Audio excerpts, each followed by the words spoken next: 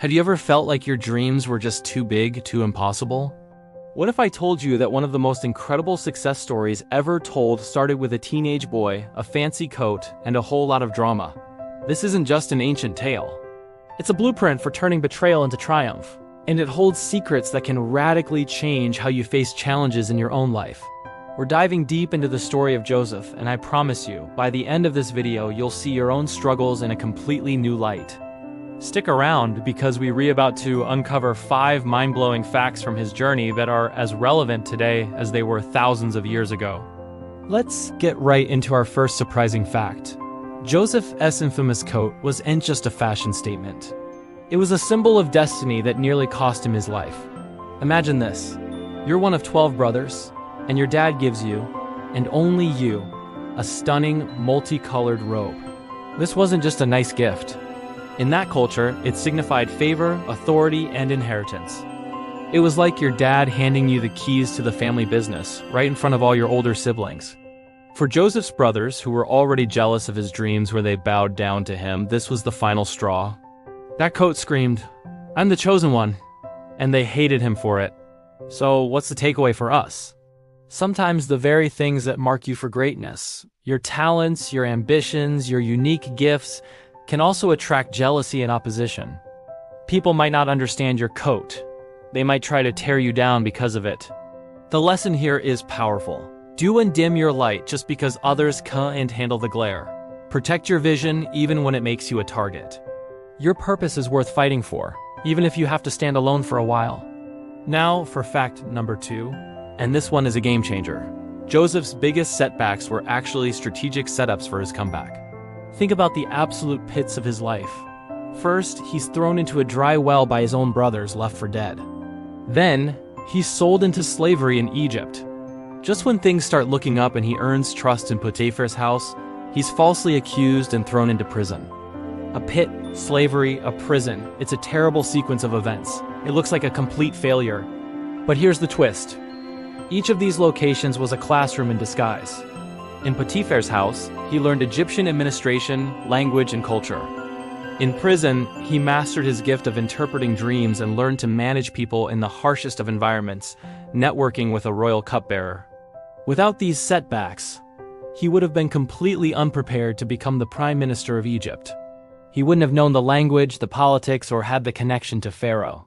So, when you're refacing what feels like a pit or a prison in your own life, a dead-end job, a failed project, a painful relationship, ask yourself, what am I supposed to be learning here? What skills am I gaining? Your current struggle might just be the training ground for your future promotion. It's not a detour. It's the path. This brings us to our third incredible fact. Joseph mastered the art of blooming where you replanted. This is so crucial. At every single stage of his ordeal, no matter how unfair, Joseph chose excellence.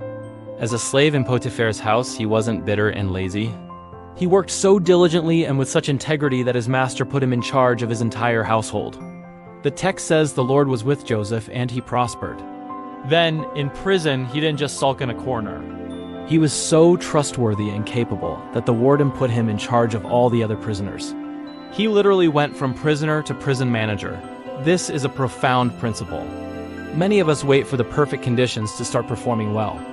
We think once I get that promotion, then I'll really give it my all.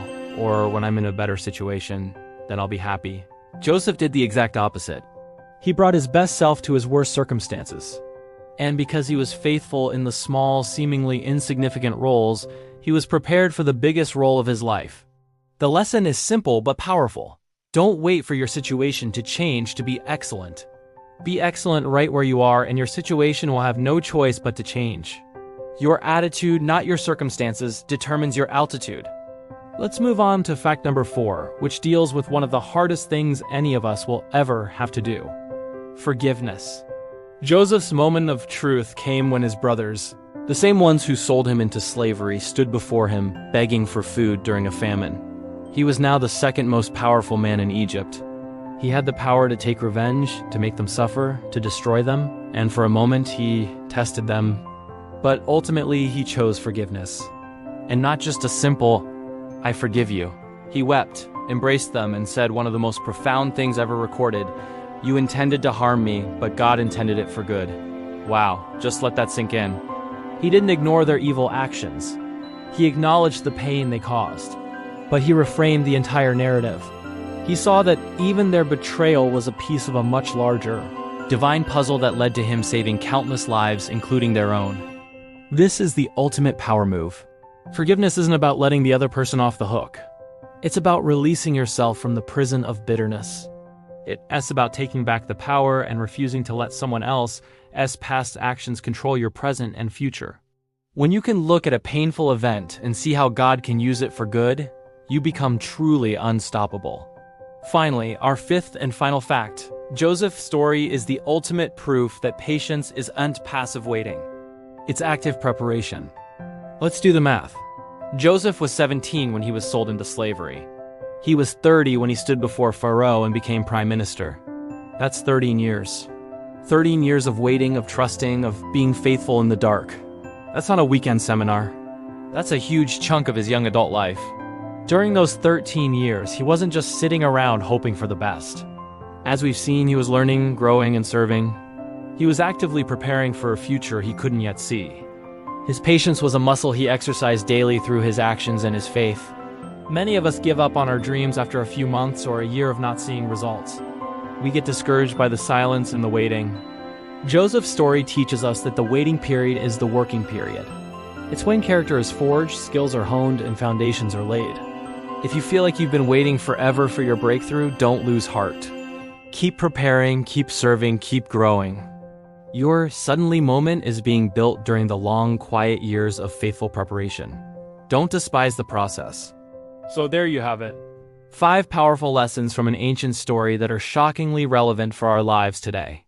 Don't be afraid of the coat that marks you for greatness. See your setbacks as strategic setups. Bloom with excellence right where you're planted. Reframe your pain through the power of forgiveness. And practice active patience, knowing that your preparation is leading to your promotion. Joseph's journey from a pit to a palace wasn't a fairy tale. It was a testament to faith, resilience, and the belief that a greater purpose is always at work, even in our darkest moments. Your story isn't over yet. The challenges you face today might just be the very things that lead you to your own version of the palace. Thank you so much for watching. If this story inspired you, please hit that like button and subscribe for more content that helps you navigate life's challenges with faith and purpose. And I'd love to hear from you in the comments which of these 5 facts resonated with you the most. Until next time, keep believing in your dreams.